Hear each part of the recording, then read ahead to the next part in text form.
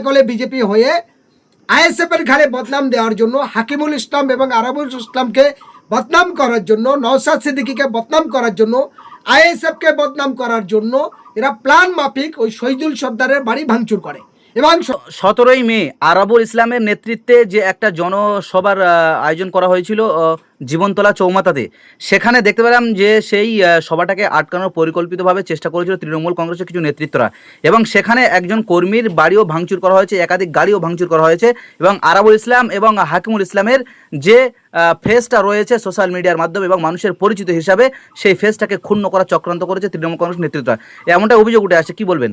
দেখুন, এটা এই যে তৃণমূলের তিনজন দুষ্কৃতী, যারা একটা সময় তৃণমূলের হারমাত হিসাবে, যারা তৃণমূল বিরোধী, এমনকি যারা তৃণমূল করে সাদাসিধে মানুষ, নর্মাল মানুষ, বোকা মানুষ, সেই মানুষগুলোকে ঘর দেওয়ার নাম করে 20,000 করে টাকা নিয়েছে, 10,000 করে টাকা নিয়েছে, জোর করে জমির বিচার করার নাম করে টাকা নিয়েছে, বেকার ভাতাদের টাকা নিয়েছে, বলে লক্ষ্মীর ভাট ঢুকবে না, টাকা নেব, প্রতিবন্ধীদের থেকে নিয়েছে, বিধবা ভাতা থেকে নিয়েছে।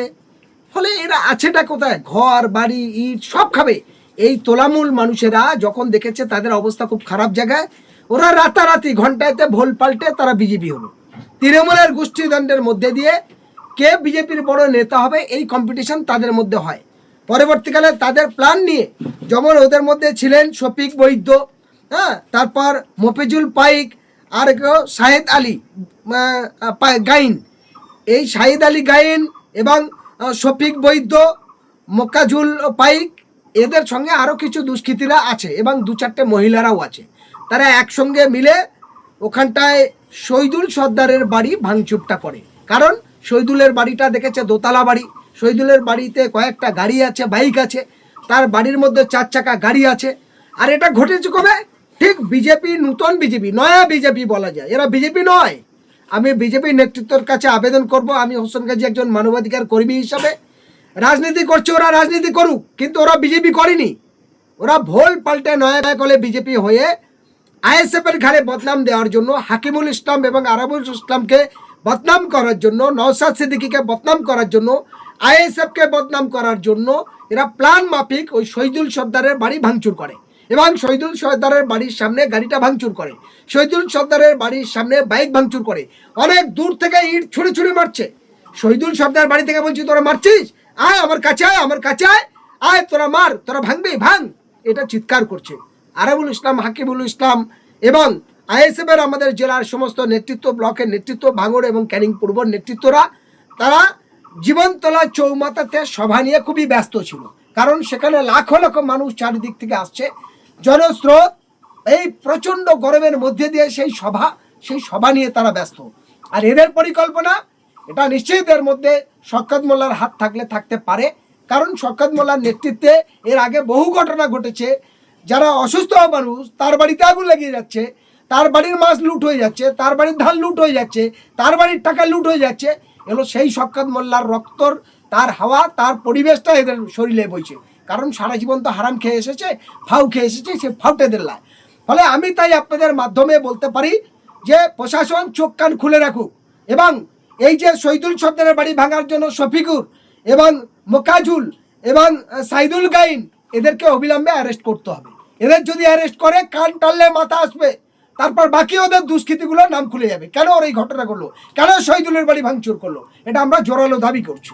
এবং বিজেপির নেতৃত্বের কাছে আবেদন রাখবো, দক্ষিণ 24 পরগনা জেলা এবং রাজ্য বিজেপির কাছে আবেদন করব, এই নয়া করে যারা ভোল পাল্টানো বিজেপির নাম করে সন্ত্রাস সৃষ্টি করতে চাইছে, লুটে খেতে চাইছে, এই সমস্ত দুষ্কৃতী তোলাবাজদের থেকে আপনারা সাবধান হন।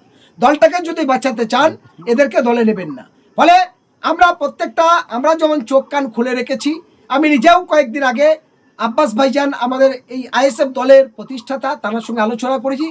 কোনো রকম ধরনের এরকম ধরনের গুন্ডা, হারমাত, তোলাবাজ মানুষকে আইএসএফ দলে কোনো জায়গা নেই, সেটা তিনি নিজেই জানিয়েছেন। আর আমি এটা দীর্ঘদিন ধরে তাদের সঙ্গে চলে ফিরে মিশে যা বুঝেছি, কোনো তোলাবাজ, কোনো দুর্নীতিগ্রস্ত, কোনো খুনি, এরকম ধরনের মানুষকে আইএসএফে কোনো জায়গা নেই। ফলে এটা খুব কংক্রিট, ক্লিয়ার, পরিষ্কার। আমি তাই আপনাদের মধ্যে বলতে চাই, আরাবুল ইসলাম, হাকিমুল ইসলাম এবং গাজী শাহাবুদ্দিন সিরাজি বা অন্যান্য যে সমস্ত নেতৃত্ব আছে, তাদের ভাবমূর্তি এত সহজে নষ্ট করা যাবে না। ফলে মাছের তেলে মাছ ভাজবে, হ্যাঁ, মাছ ভাজা উল্টে খাবে, ঢিল দিয়ে ঢিল ভাঙবে, এই জিনিস তৃণমূল কংগ্রেসে করা যায়, এই জিনিস আইএসএফে করা যাবে না। সুতরাং আমি প্রশাসনের কাছে আবেদন রাখবো, সঠিক তদন্ত করে অবিলম্বে ওই মফিজুল এবং ওই আপনার শফিক এবং শাহিদ আলী গাইনকে গ্রেপ্তার করুক, এবং ওদের যে বাড়ি ভেঙেছে তার সমস্ত আইনে ব্যবস্থার মধ্যে দিয়ে সমস্ত খেসারত দিতে হবে, এই ফাইন করতে হবে। এটা জোরালোভাবে আমরা দাবি রাখছি। ঠিক আছে।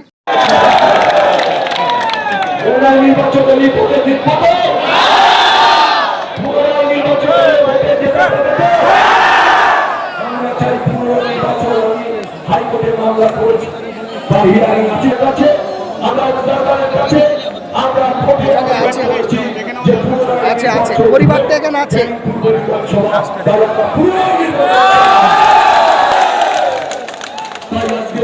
আমরা ইন্ডিয়ান সেকুলার ফ্রন্টের সমস্ত নেতৃত্ব ক্যানিং বিধানসভা আমরা ঐক্যবদ্ধভাবে আগামী দিন আমরা লড়াই করবো। লড়াই ছাড়া আমাদের কাছে কোনো কিছু নেই। আমরা লড়াই করে এই ক্যানিং পৌরসভা পূর্ব বিধানসভা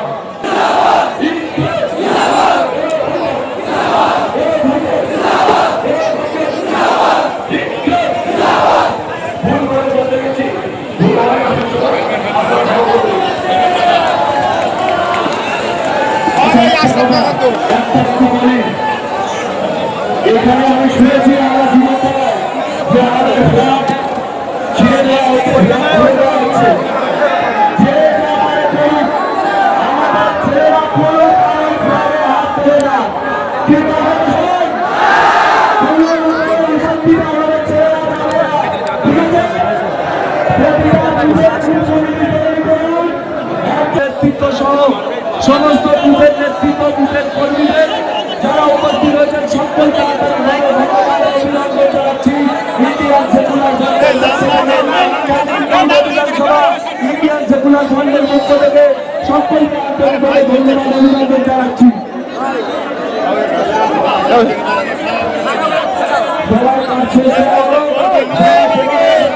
আস্তে আস্তে সুন্দর সুস্থভাবে শান্তি শৃঙ্খলা বজায় রেখে আপনারা ফিরে যান।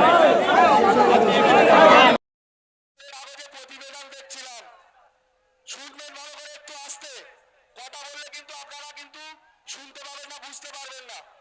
একটুখানি শুনুন মনোযোগ দিয়ে। আজকে সকালে একটা খবরের কাগজে প্রতিবেদন দেখছিলাম।